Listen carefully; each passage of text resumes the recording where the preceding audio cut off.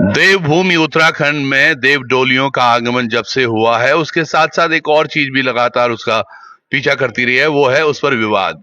और ऐसे ही विवादों के बीच में आज जो सुरकंडा देव डोली दरबार है वो भी घिरा हुआ है, क्योंकि सुरकंडा मंदिर समिति और सुरकंडा देव डोली के दरबार के बीच में कुछ खास बन नहीं रही है।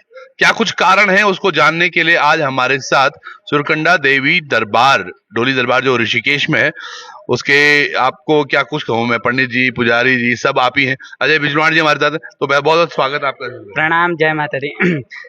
सब जो जितने भी लोग ये लोकार्पण चैनल को देख रहे हैं उन सभी को साधुवाद है।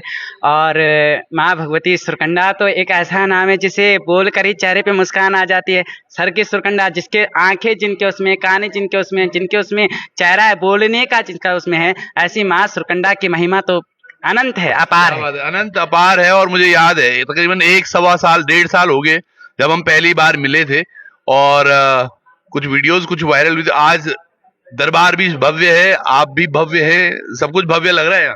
देखिए, वो परमात्मा की कृपा है, करने वाला परमात्मा है।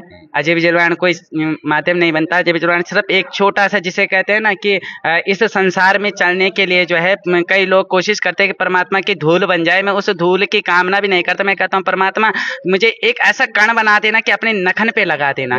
तो वो परमात्मा कर रहा है धीरे धीरे। और ये सुविधा हमारे लिए नहीं, ये सुविधा उन सभी के लिए है जो यहाँ पर दरबार में अपनी आस्था रखते हैं, विश्वास रखते हैं। क्या बात है। चलिए अब चलते चलते इसमें एक कटु प्रश्न की तरफ भी आते हैं जी। एक बड़ा आजकल द्वंद मैं देख रहा हूं मंदिर समिति की तरफ से, आप पर बहुत सारे इल्जाम लग रहे हैं। पहला इल्जाम से शुरुआत करते थे कि बिजवाण जी आप कभी मंदिर में गए नहीं, और जब गए तो आपको वहां से भगा दिया गया। ये क्या है? देखिए, मंदिर समिति के पास कैमरा है, वो उस क्लिप को निकालिए। ठीक है, पहले तो ये जो क्या कहते हैं, आप जो बोल रहे हो ना, किस प्रपंच से बोल रहे हो, क्या बोल रहे हो, मुझे वो समझ नहीं आया।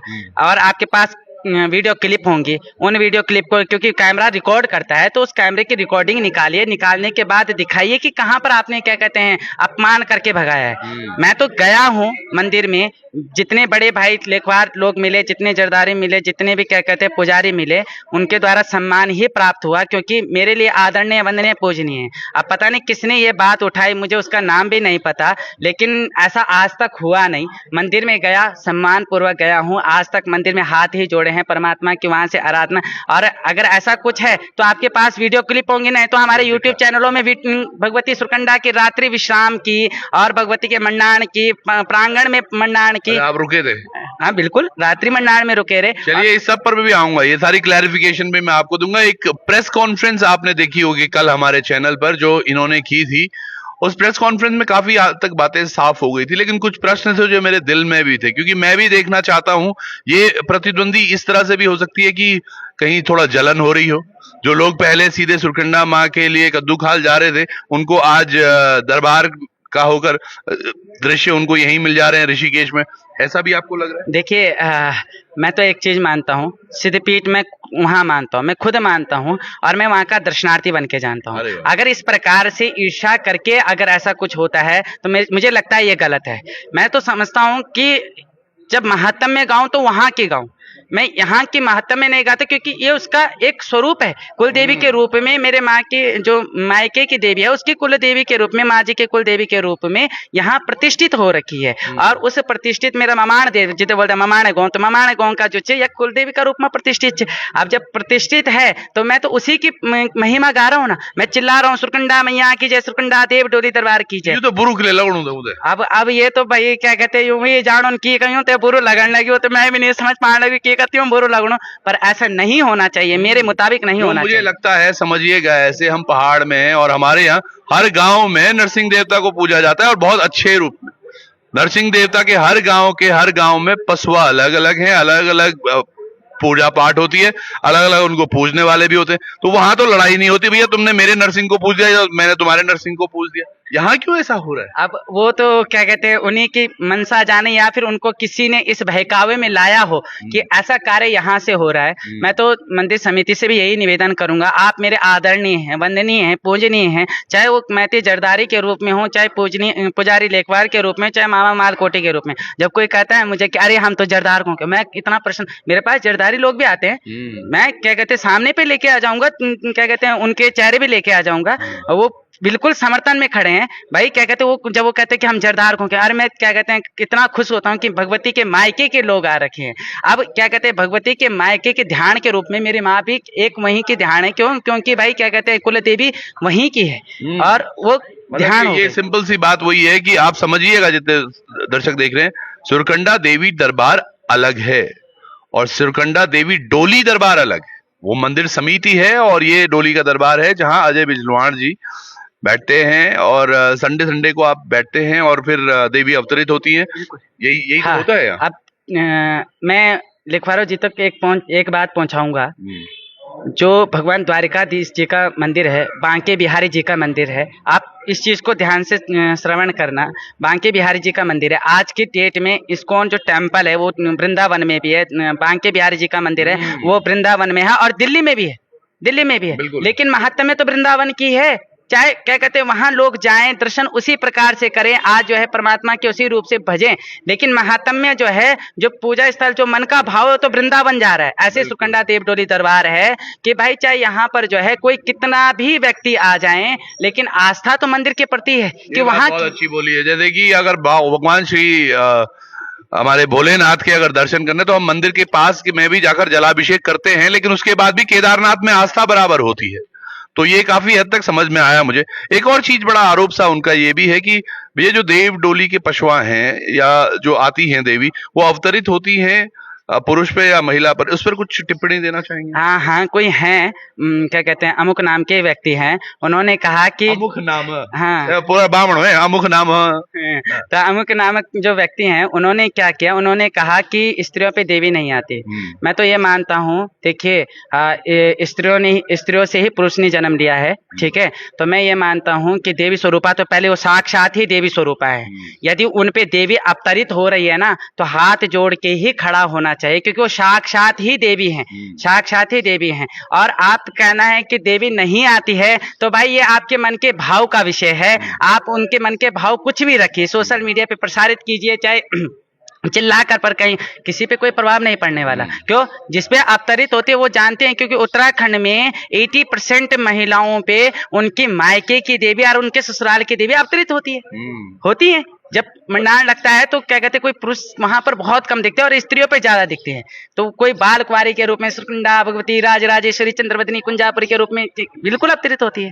अच्छा, जो देव डोलियां नाचती भी हैं जैसे सुरकंडा की भी, तो कई लोगों का मानना ये भी कि यार आप पर भी पशुआ, आप पर भी देवी अवतरित हो रही है, डोली पर भी हो रही है, तो वो क्या है? देखिए मेन क्या है कि देवी ने देवी स्वरूप में, डोली स्वरूप में जो है क्या कहते हैं उसका वो किया है, ठीक है। जब देव डोली पे आवेश रहता है तो देव डोली उस समय जो है पशु के रूप में मुझ पे आवेश नहीं रहता। देव डोली जो है वो मुझे क्या कहते हैं एक प्रश्न चिन्ह लगाती है कि अमुक नाम का व्यक्ति है, अलग ये इस नाम का व्यक्ति है, इस नाम का व्यक्ति है, यहाँ दरबार पे ऐसे व्यक्ति बैठे हैं, ये इस समस्या के लिए है। लेकिन जब वो मुझ पे क्या कहते हैं तो क्या कहते हैं वहाँ कहीं ना कहीं वो आवेश ही प्रकट होता है। कभी आपने दोनों को एक साथ भी क्या कहते हैं आते हुए नहीं देखा होगा। जब वहाँ आवेश होता है तो फिर मैं उसका दास बन जाता हूँ। जब क्या कहते हैं मुझ पे आवेश होता है तो लोगों के लिए उसका जो है दास भाव आ जाते हैं। तो वो बात है बस। ये चीजें हैं जो मुझे लग रहा है थोड़ा महीन सी है और समझने वाली है।